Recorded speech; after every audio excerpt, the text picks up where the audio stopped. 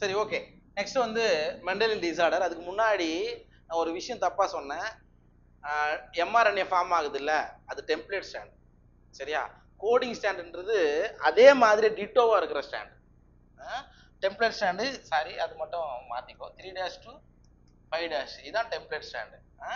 For example இப்படி ஒரு stand வருது, இப்படி ஒரு ஸ்டாண்ட் இருக்கு அப்படின்னா இது 3' to 5'. இது நம்ம என்ன சொல்றோம்? டெம்ப்ளேட் ஸ்டாண்ட், வார்ப்பு இழை. இத நீங்க என்ன சொல்வீங்க? Coding stand. கோடிங் ஸ்டாண்ட் நான் முன்னாடி வந்து மாத்தி சொல்லிட்டேன். அப்போ உங்களுக்கு எம்ஆர்என்ஏன்றது எங்க இருந்து ஃபார்ம் ஆகும் அப்படின்னா இந்த டெம்ப்ளேட் ஸ்டாண்ட்ல இருந்து தான் வரும். அப்ப டெம்ப்ளேட் ஸ்டாண்டோடைய வரிசை எப்படி இருக்குன்னு பார்க்கணும். 3'ல ஏ டி ஜி சி 5' இப்படி இருக்கும். சரியா? அப்ப இந்த டெம்ப்ளேட் ஸ்டாண்ட்ல இருந்து தான் எம்ஆர்என்ஏ வருது அப்படின்னா அப்ப அடினைன்னா என்ன வரணும்? இட் மீன்ஸ் ஆர்என்ஏக்கு சொல்லியா? அடினைன்னா யுராசில் வருமா? தைமின்னா அடினைன், குவானைன்னா சைட்டோசின்னா குவானைன். அது மட்டும் மாத்திக்க. முன்னாடி நான் தப்பா சொல்லிட்டேன். அப்ப நமக்கு எப்பவுமே வார்பிழையில இருந்து தான் எம்ஆர்என்ஏ ஸ்டாண்டு உருவாகும். அதுக்கு பேர் தான் டிரான்ஸ்கிரிப்ஷன்.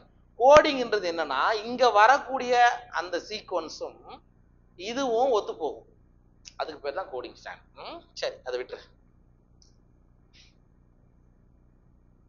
நெக்ஸ்ட் நம்ம பார்க்க போறது மெண்டலியன் டிசார்டர். சரியா? அதாவது தமிழ் என்ன சொல்வீங்க?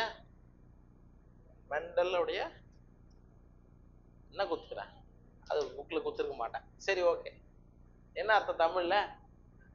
கொடுக்கவே இல்லை. அதை தான் திருப்பி கேட்கறேன். அப்புறம் என்ன சொல்லுங்க? இப்ப குரோமோசோமல் டிசார்டர்னா தமிழ்ல குரோமோசோம் சார்ந்த நோய்களா? ஒழுங்கின்மை, குரோமோசோமல் ஒழுங்கின்மை. இது மெண்டலியன் ஒழுங்கின்மை அப்படின்னு வச்சுக்கோ. சரி சார், மெண்டலியன் டிசார்டர்னா என்ன அப்படின்றத பாரு. Broadly, genetic disorders may be grouped into 2 categories. பொதுவா மரபிய நோய்களை, மரபிய கோளாறுகளை 2 வகையா பிரிக்கலாம். தமிழ் முடிது நான் கொடுத்துட்றேன், அப்புறமா நோட்ஸ் கொடுக்குறேன். அது என்னென்ன அப்படின்னா, ஃபர்ஸ்ட் ஒன் மெண்டலியன் டிசார்டர். சரியா? மெண்டலிய ஒழுங்கின்மைகள். இன்னொன்னு குரோமோசோமல் டிசார்டர், குரோமோசோமல் ஒழுங்கின்மைகள்னு 2ஆ பிரிக்கலாம். எதை? ஜெனடிக் டிசார்டர், மரபிய நோய்களை 2ஆ பிரிக்கலாம். Mendelian disorders are mainly determined by alteration or mutation in the single gene. இப்போ மெண்டலியனுடைய ஒழுங்கின்மை அப்படின்றது பொதுவா எதை தீர்மானிக்குது அப்படின்னா, அதை தீர்மானிக்குது அப்படின்னா alternation or mutation in the single gene. ஒரு ஜீன்ல ஏதாவது மாற்றம் ஏற்பட்டால், சரியா, அல்லது மியூட்டேஷன் ஏற்பட்டா அது எதுல வந்துடும்? மெண்டலியன் டிசார்டர்ல வந்துடும். புரியுதா? ஜீன் சார்ந்த, மரபு சார்ந்தது. அப்ப இவர் என்ன சொல்லியிருப்பாரு? ஒரு ஜெனரேஷன்ல இருந்து இன்னொரு ஜெனரேஷனுக்கு என்ன ஆகுது? கடத்தப்படுகிறது. அதுக்கு காரணம் ஜீன் தானே, தட் இஸ் ஃபேக்டர் தானே. அப்ப அந்த ஜீன்ல ஏதாவது மாற்றம் ஏற்பட்டு பினோடைப்ல மாற்றம் ஏற்பட்டா அந்த டிசார்டர் நீங்க என்ன சொல்றோம்? மெண்டலியன் டிசார்டர்னு சொல்றோம். புரியுதா? Right. These disorders are transmitted to the offspring on the same lines as we have studied in the principles of inheritance. அப்ப மெண்டலியன் டிசார்டர்ன்றது ஏற்கனவே நம்ம படிச்சோம் இல்லையா? பாரம்பரியம் அதனுடைய கொள்கைகள் பத்தி படிச்சோம் இல்லைங்களா? அந்த மாதிரி ஒரு ஜெனரேஷன்ல இருந்து அடுத்த ஜெனரேஷனுக்கு கடத்தப்படும். இது மெண்டலியன் டிசார்டர். குரோமோசோமல் டிசார்டர்னா அதான் ஏற்கனவே சொன்னேன். குரோமோசோமுடைய எண்ணிக்கை 44 பிளஸ் XX, 44 பிளஸ் XY இருக்கு இல்லையா? Suppose 44 plus XXX total count 47 மாறும் போது, அல்லது 44 பிளஸ் எக்ஸ் நாட்டு 45 குறையும் போதோ அப்படி வந்தா அது குரோமோசோமல் டிசார்டர். சரியா? ஒரு ஜீன், இப்ப நம்ம சிக்கிள் செல் அனிமியா பார்த்தோம், அது எதுல வந்துரும்? மெண்டலியன் டிசார்டர்ல வந்துரும். Okay. The pattern of inheritance of such Mendelian disorders can be traced in a family by the pedigree. அப்ப மெண்டலியன் டிசார்டர் ஒரு தலைமுறையிலிருந்து இன்னொரு தலைமுறைக்கு கடத்தப்படுகிறது அப்படின்றத நீ எப்படி ட்ரேஸ் பண்ணலாம் அப்படின்னா with help of pedigree analysis. சரியா? பெடிகிரி அனாலிசிஸ் போட்டு பார்த்தோம்னா அந்த நோய் எங்க இருந்து எங்க வருது அப்படின்றத நீங்க தெரிஞ்சுக்கலாம். சரிங்களா? Next, most common and prevalent Mendelian disorders are haemophilia, cystic fibrosis, sickle cell anaemia, colour blindness, phenylketonuria, thalassaemia. Sir, இது எல்லாமே மெண்டலியன் டிசார்டருக்கு எக்ஸாம்பிள். தமிழ்ல ஒன்று எழுதிக்கோ. Haemophilia, cystic fibrosis, sickle cell anaemia, கதிரர் வளர்த்த சொகை, கலர் பிளைண்ட்னஸ், phenylketonuria, thalassemia இது எல்லாமே மெண்டலியன் டிசார்டருக்கு எக்ஸாம்பிள். சரிங்களா? சொல்லவா? சிஸ்டிக் ஃபைப்ரோ ஹீமோஃபிலியா தமிழ் அதான் சிஸ்டிக் ஃபைப்ரோசிஸ் தசை சிதைவு நோயின்னு சொல்லுவாங்க. வேணாம், நீ சிஸ்டிக் ஃபைப்ரோசிஸ்லாம் எழுதிக்கும். சிக்கில் செல் அனிமியா, கதிர் அருவாள் ரத்த சோகை நோய், நிறக்குருடு, phenylketonuria அப்படியே தான் எழுதணும், தலாசிமியாவும் அப்படியே தான் எழுதணும். சரியா? இது எல்லாமே மெண்டலியன் டிசார்டருக்கு எக்ஸாம்பிள். எது குரோமோசோமல் டிசார்டர், எது மெண்டலியன் டிசார்டர் கேள்வி வரும். சரியா? அதுக்காக சொல்றோம்.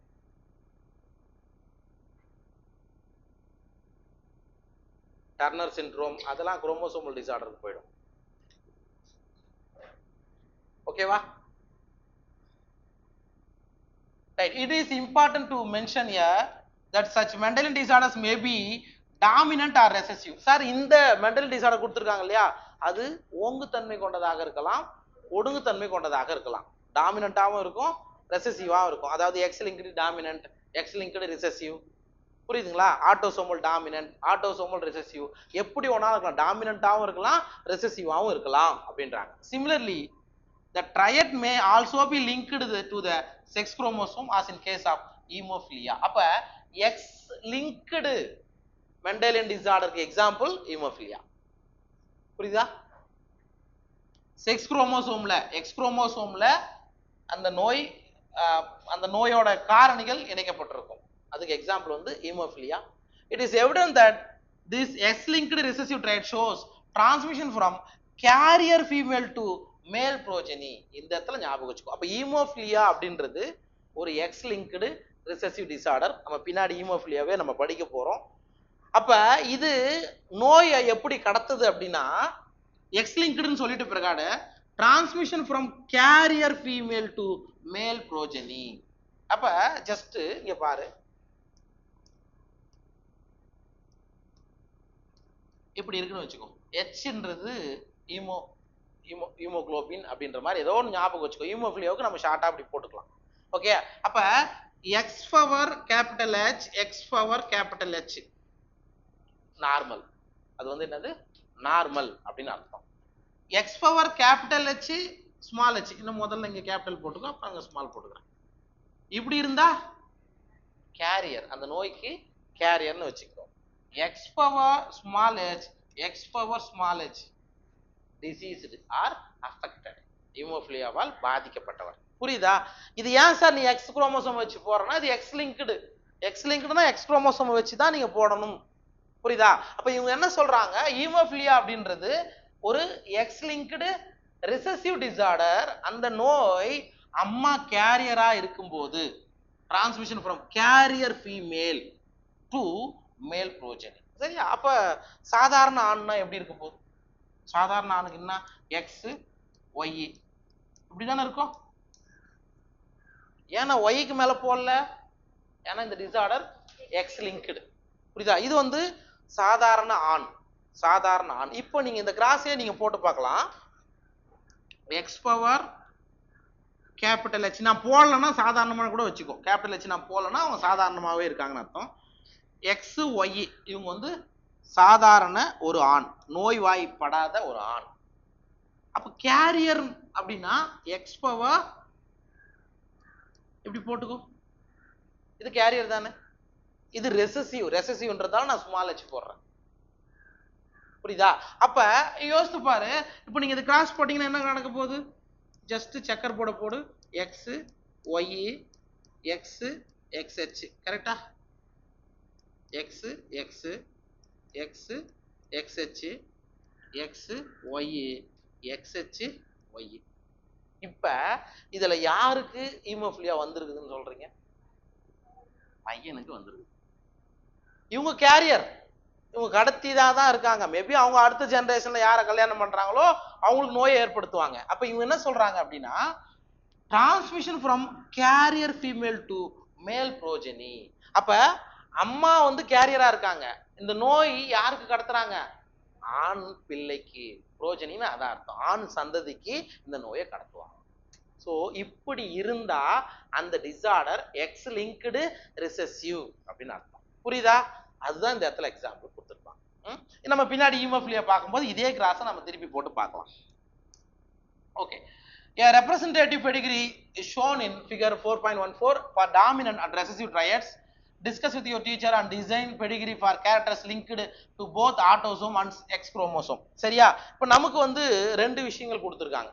ஒன்று வந்து ஃபர்ஸ்ட் பெடிகிரி வந்து ஆட்டோசோமல் டாமினன்ட் ட்ரையட், அதாவது உடல குரோமோசோம் ஓங்கு பண்பு நோய் அப்படின்னு சொல்லுவோம் தமிழ்ல. ஆட்டோசோமல் டாமினன்ட், அதுக்கு எக்ஸாம்பிள் என்ன கொடுத்துருக்காங்க?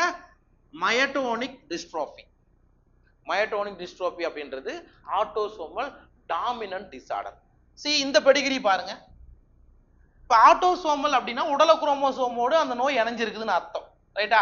இப்ப இந்த இதுல யார் பாதிக்கப்பட்டிருக்கிறா? அம்மா பாதிக்கப்பட்டிருக்கிறா. அம்மா பாதிக்கப்பட்டிருக்கிறா. இது ஃபர்ஸ்ட் ஜெனரேஷன். இப்ப பாதிக்கப்பட்ட டிசீஸ்டு அம்மா ஒரு சாதாரண ஆணை திருமணம் செய்து கொள்கிறார்.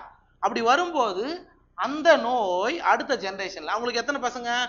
1 2 3 4 பசங்க.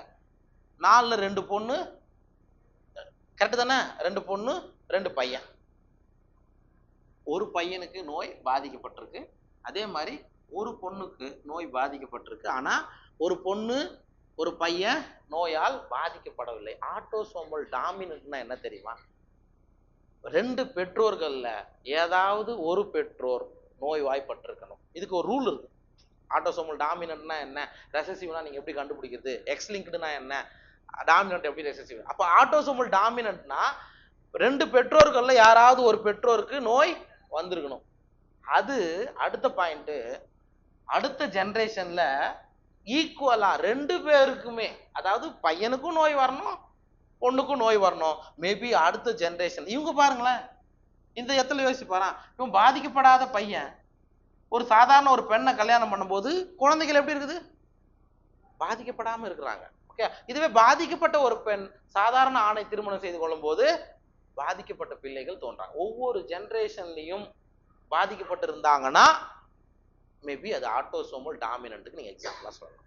சரியா? அப்ப இந்த மாதிரி நமக்கு யூஸ்வலா ரொம்ப உள்ள போகணும்னா தான் மற்ற கிராஸை கொடுத்து அது ஆட்டோசோமல் டாமினண்டா ரெசிசிவான்னு கேட்பாங்க. இல்ல இதுல உங்களுக்கு ட்விஸ்ட் வைக்க வேண்டாம் அப்படின்னா ஜஸ்ட் இந்த பெடிகிரியை கொடுத்துட்டு இது ஆட்டோசோமல் டாமினண்டா ரெசசிவா, எக்ஸ் லிங்க்டு டாமினண்டா ரெசசிவான்னு கேட்கலாம். அல்லது இது எதுக்கான இது மயட்டோனிக் டிஸ்ட்ரோபிக் எக்ஸாம். இது புரிஞ்சுச்சா? ரைட், இது ஓகே. ரெண்டாவது autosomal recessive trait, for example sickle cell anaemia. கதிரருவால் ரத்த சோகை வந்து ஆட்டோசோமல் ரெசசிவ் ட்ரையட்டுக்கு எக்ஸாம்பிள். அதாவது உடல குரோமோசோம் ஒடுங்கு பண்பு நோய்க்கு வந்து எக்ஸாம்பிள் சிக்கில் செல் அனிமியா. சார் ஒடுங்கு பண்பு அப்படின்னும் போது இங்க பாருங்க, இதுல நீ என்ன படிச்ச? 2 பெற்றோர்கள்ல யாராவது ஒரு பெற்றோர், any of the one parent affect ஆயிருக்கணும். ஆனா இங்க 2 பேரண்ட்டுமே அஃபெக்ட் ஆகாம சாதாரணமாக தெரிவர். அதுக்கு அடுத்தது இங்க பாருங்க, அடுத்த ஜெனரேஷன் ஃபர்ஸ்ட் ஜெனரேஷன்ல 1 2 3 4 5 பேரா?